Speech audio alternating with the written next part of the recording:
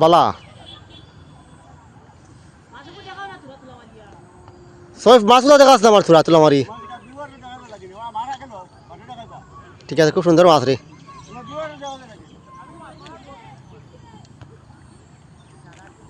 এমন বড় বড় না 1 কেজি হইব কত নিব 1 কেজি 1.5 কেজি হইব 1.5 কেজি হইব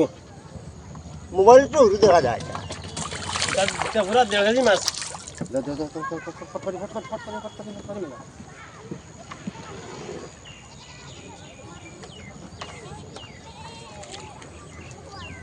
এটা নাও বাবা কেমন আরাম লাগে